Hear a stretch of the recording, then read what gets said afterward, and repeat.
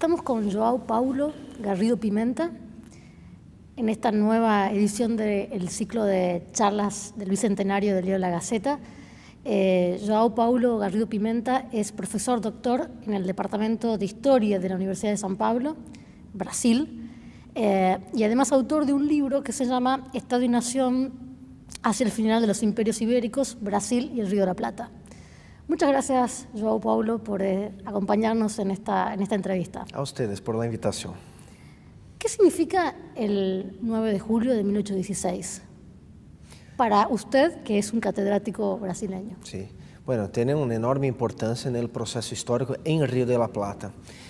Pero Río de la Plata supone un espacio histórico, un espacio político, económico, social y cultural, más allá de lo que se supone generalmente Río de la Plata, o sea, lo que era hasta 1810 el antiguo virreinato del Río de la Plata, que incluye entonces los países actuales de Argentina, Uruguay, Paraguay, Bolivia, una parte pequeña de Perú. Por Río de la Plata se puede entender también una parte de Brasil, ¿sí? ¿Por qué? Porque había muchas conexiones establecidas ya desde los tiempos coloniales, en verdad desde el siglo XVI, cuando todavía no existía el virreinato del Río de la Plata, ¿sí? Buenos Aires era parte del virreinato de Perú. Desde el siglo XVI ya empiezan relaciones entre las colonias españolas y portuguesas de América. En el siglo XIX, en 1816 más específicamente, cuando se pasa entonces esta declaración de independencia de las Provincias Unidas en Sudamérica, ¿sí? Brasil tiene muchas conexiones muy fuertes con estas provincias que están se tornando independientes de España. Son conexiones, son relaciones, son determinaciones recíprocas económicas, políticas, sociales. En Río de la Plata, esta declaración de independencia tuvo una enorme importancia. En Brasil no tuvo gran importancia. ¿Por qué? Básicamente, esta es mi hipótesis y creo que se puede sostenerla con bastante solidez, básicamente porque, por dos motivos. Primero, porque en Brasil ya era más o menos esperada essa declaração da independência. Não a declaração em si mesma, sino a formalização de uma separação política entre o Rio de la Plata e Espanha, ¿sí? Que é o que suele passar com a declaração.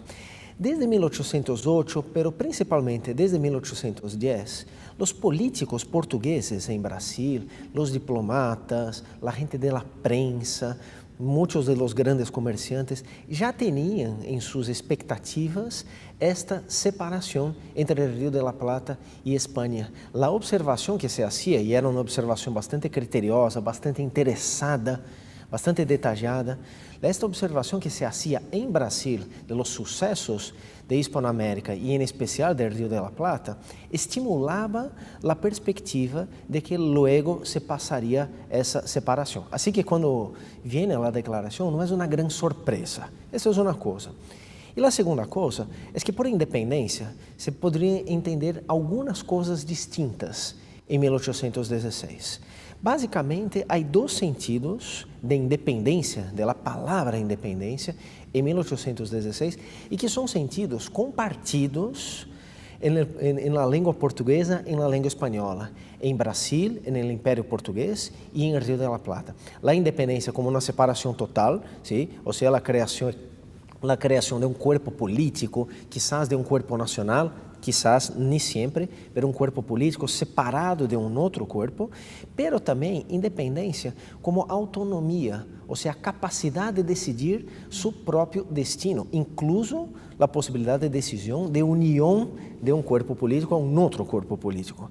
Ou seja, que havendo estes dois sentidos, o que na época se entendia por independência não era tão impactante, nem sempre era tão impactante como o sentido principal que nós outros temos hoje. ¿Sí? Assim que há que ter então esta perspectiva histórica para compreender que uma declaração de independência pode ser um marco em um processo histórico, mas não há por que acreditar que seja o principal marco, el único marco, ¿sí? Hay que entender también otras cosas, igualmente, por veces quizás aún más importantes, que estaban se pasando en aquel momento. Además, en Brasil, en 1816, ustedes tenían la situación especial, ¿no?, de la corte instalada en el país. Claro, eso es muy interesante y es muy importante, incluso para la historia del Río de la Plata, el hecho de que desde 1808 la corte portuguesa está en Río de Janeiro, ¿sí?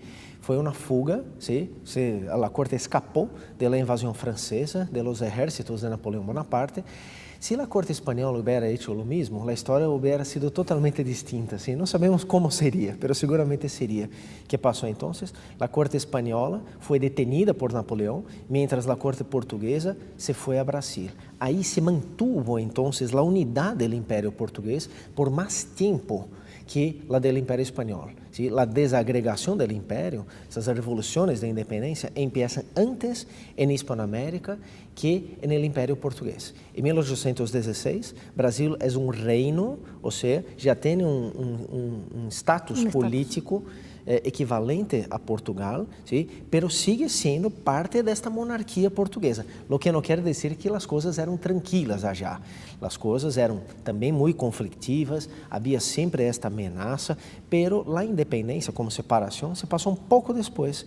Incluso, esta es una de mis tesis principales, porque en Brasil la gente podía observar lo que se pasaba en Hispanoamérica, en especial Río de la Plata, y con eso sacar de ahí lecciones, ¿sí? Sacar ahí parámetros de acción, ejemplos de conducta, ejemplos negativos, aprender con lo que se pasaba en Hispanoamérica. Así que la independencia de Brasil se pasó también fue una revolución, pero fue muy distinta porque estava conectada, não porque estava totalmente aislada de las revoluciones de Hispanoamérica.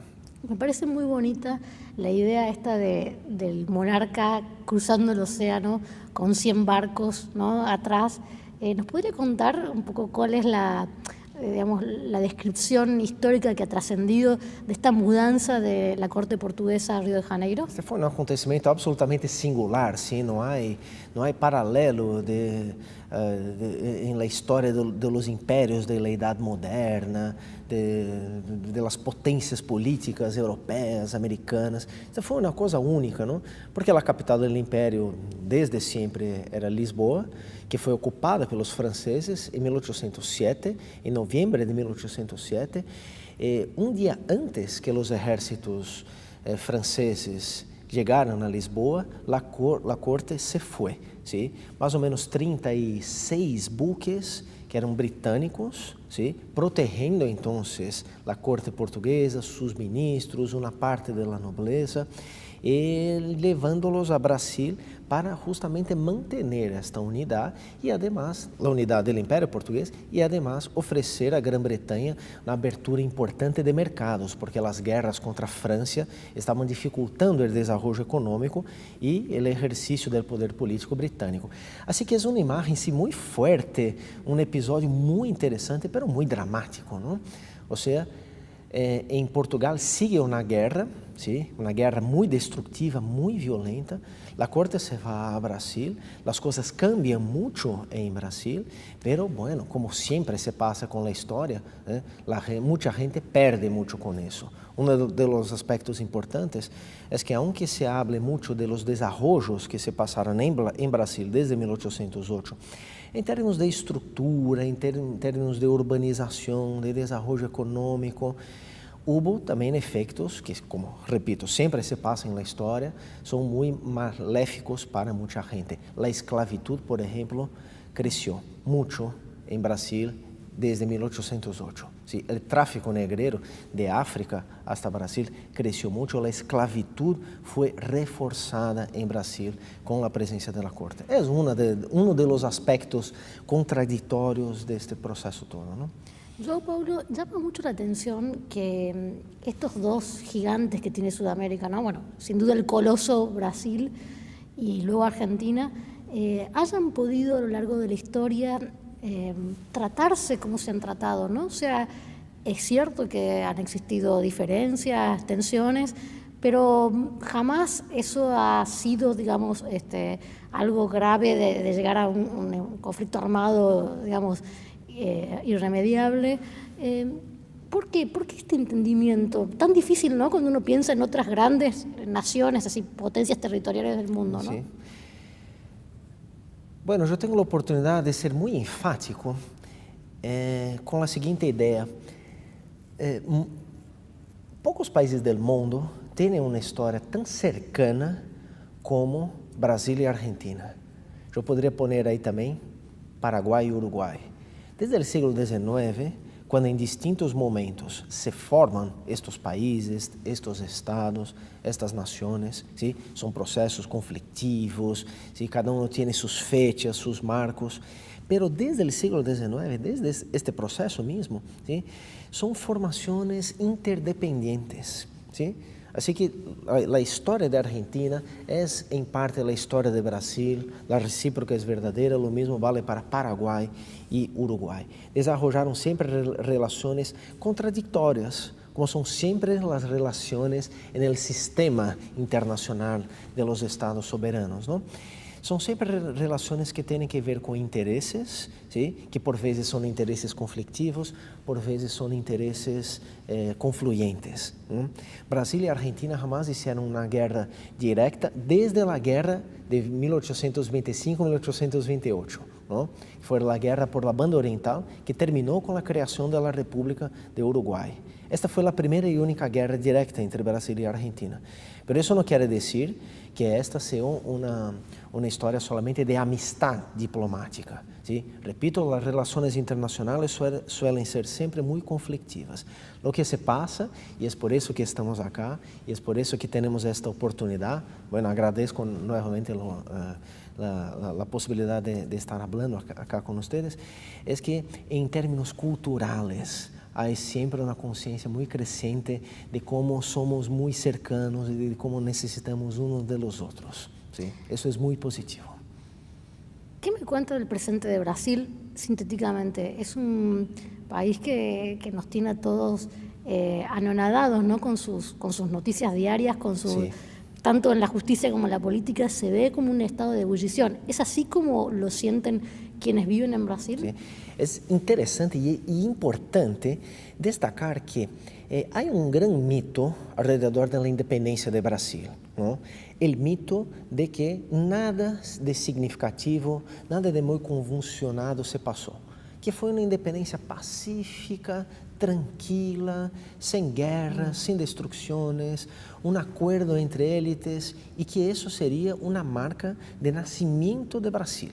Que Brasil seria então um país com um espírito para a conciliação, um país de alma tranquila. Isto é um mito, ¿sí? Todo mito tem uma punta de verdade, pero todo mito tem uma grande parte de irrealidade, ¿sí? A insistência desta ideia de Brasil como um país que se supõe tranquilo, bueno, a independência de Brasil não foi nada tranquila, foi muito conflitiva, e a história de Brasil é cheia de conflitos, com algumas revoluções, com grandes enfrentamentos sociais, episódios de violência. Esta insistência em la ideia de Brasil como um país de alma que se supõe tranquila, impide incluso que se evalue corretamente episódios como os episódios del presente. Porque lo que se ha pasado en Brasil fue, esto es una unanimidad entre todos los analistas serios de la materia, fue un golpe con sus características propias, pero un golpe, la sustitución ilegítima de un gobierno legítimo. Pero el discurso de Brasil como un país de la conciliación está siendo muy utilizado por el actual gobierno, que es un gobierno sin bases legítimas, está sendo muito utilizado para passar uma ideia de que, bueno, com o Brasil todo ao final se passa bem, ¿sí? Este é um momento muito preocupante, não somente para a história de meu país, sino para a história de todos os países de Latinoamérica, incluso de um sistema mundial, onde o Brasil tem um papel importante, como tantos e tantos outros países. Uma violência política muito séria, uma mais em la história do Brasil. ¿Cree usted que este aniversario tan significativo va a tener algún impacto de tipo de producir cambios, de producir reflexiones que puedan proyectarse para el futuro, o cree más bien que va a ser una efeméride más, ¿no?, en nuestro calendario? Como historiador, eu creio na força do conhecimento, eu creio na eficiência do pensamento crítico como uma ferramenta de cambio social, ¿sí?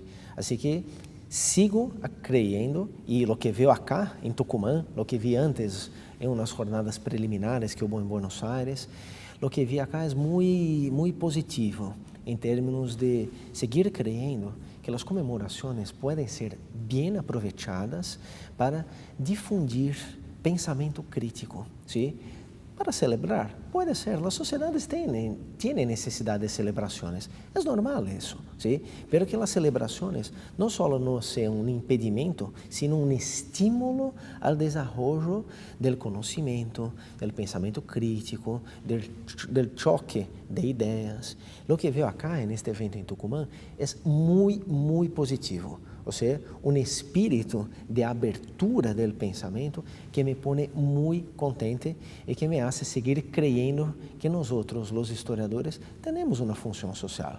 Ou seja, somos agentes de estímulo ao conhecimento de lo que se passou no passado, de lo que se passa atualmente no presente. Estou muito contente com esta oportunidade que vejo, repito, como muito positiva estas celebrações do bicentenário acá na Argentina. Muchas gracias, João Paulo Garrido Pimenta. A ustedes un gusto enorme.